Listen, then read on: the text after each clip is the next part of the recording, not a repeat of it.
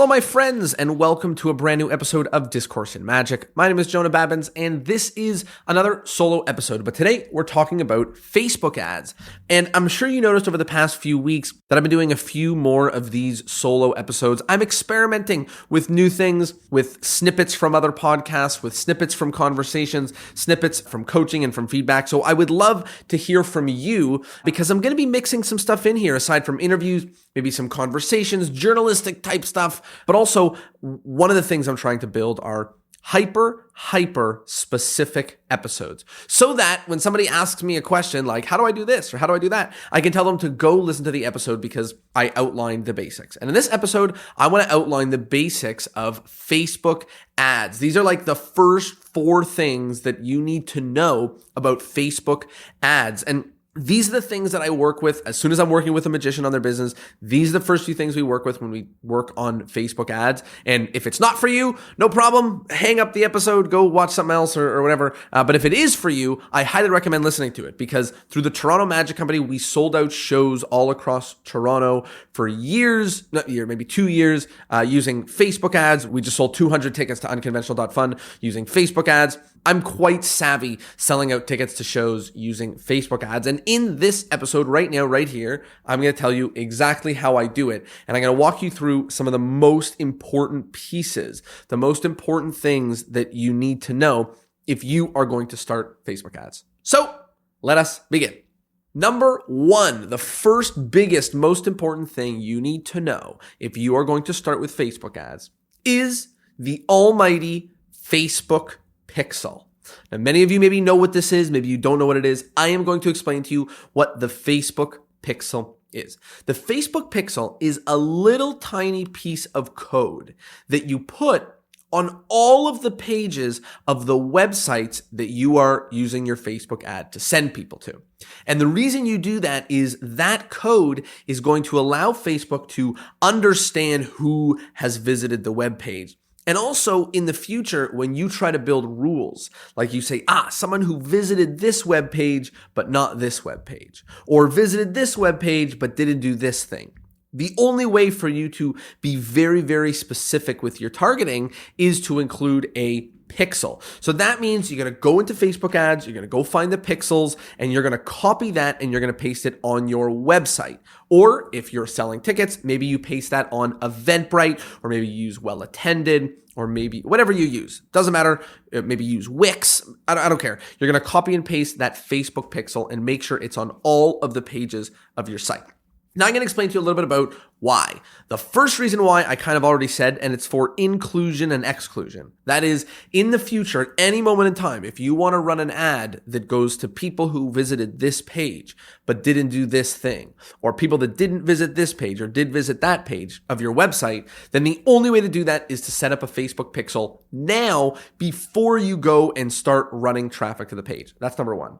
The second reason why you should be pixeling when you do Facebook ads. And again, you can run Facebook ads without setting up a pixel, but hopefully this will stop you from doing it. So the second reason why you definitely should be using a pixel is because of a conversion. So when you set up your Facebook ad, you have an option to set it up to just make people click and go to the page, or to set it up to maximize the people who are going to do the task that you want them to do. So if the task I want you to do is to sign up your email, then Facebook knows that if I've put the pixel in the right place, and Facebook is going to get it out to more of the types of people who might put their email in. If a conversion, if a success for me counts as you bought a ticket, then Facebook needs to have pixels on the site to know what it means to be successful. And the reason I bring this up, or the reason why I'm belaboring this, is if you try to run ads on Facebook without setting up the pixel, it's not going to be very good. And that is because Facebook needs to be able to talk and listen. It needs to be able to know, When we send these types of people to the site, they tend to stay there. They tend to buy the thing. When we send these types of people to the site, they tend to leave very quickly and not buy the thing. So the reason why you should set up the pixel is so that your Facebook ads actually work the way that they're supposed to. And it can actually know if it's been successful or if it's been unsuccessful at bringing the person to the page and taking the specific action. The last reason why you should include a pixel is for what's called retargeting ads. And we're going to talk about retargeting ads. Retargeting ads are important.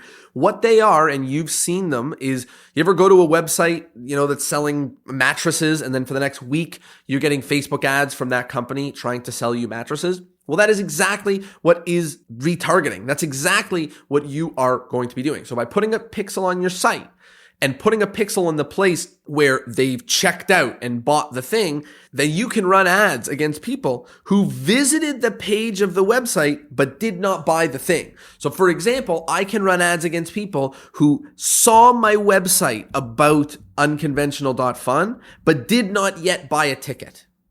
I can do that, and I need to pixel the website to do that. And that is one of the best ways to actually make the final sale is with what's called a retargeting ad. So an ad centered on someone who visited but did not purchase.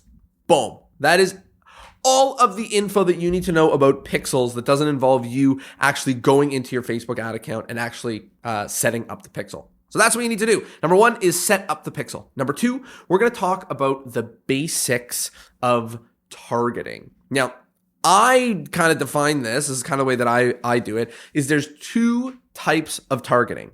There is internal targeting and there is external targeting. We're going to talk about both. First, let's talk about internal targeting. Here are some easy, simple places for you to run ads against that are highly successful and are internal. So number one, people who like or engaged with your Facebook page. Number two, people who liked or engaged with your Instagram page. Number three, people who watched more than 50% of a certain recent video that you shared or posted. And number four, and this goes back to the retargeting we were talking about, people who visited your website. Those are four easy, simple things that you can do, different people that you can run ads against to try to sell the thing that you have right now. So unconventional.fun, that entire convention was sold out using pixeling and using targeting only people that have been to the website, watched the video, or engaged with our social media pages. That's how all of it was sold out completely. Something to think about. So the basics of what I call internal targeting is, and I'll go over it once again. Number one, targeting people who like your page, your Facebook page, or interacted with your Facebook page. Number two, targeting people who liked or interacted with your Instagram page.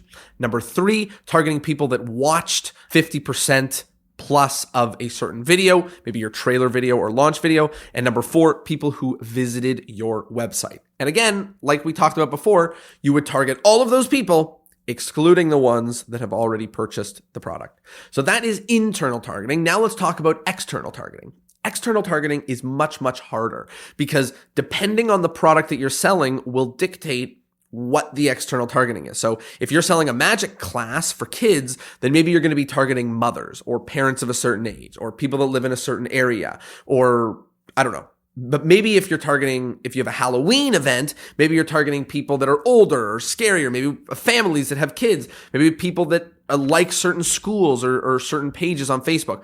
Maybe if you're running a high ticket or a really, really expensive magic show, maybe you want to run ads against people who buy really expensive products. So maybe people who like Louis Vuitton or people who like Coach or maybe those are the people that you run ads against. So external targeting is a little bit harder to do than internal targeting because you know that people who liked your Facebook page or interacted with your Instagram are more likely to like the things that you sell than a random person who likes Gucci watches out in the world. So that stuff takes a little bit of creativity and a little bit of brainstorming of saying, who exactly is my target market?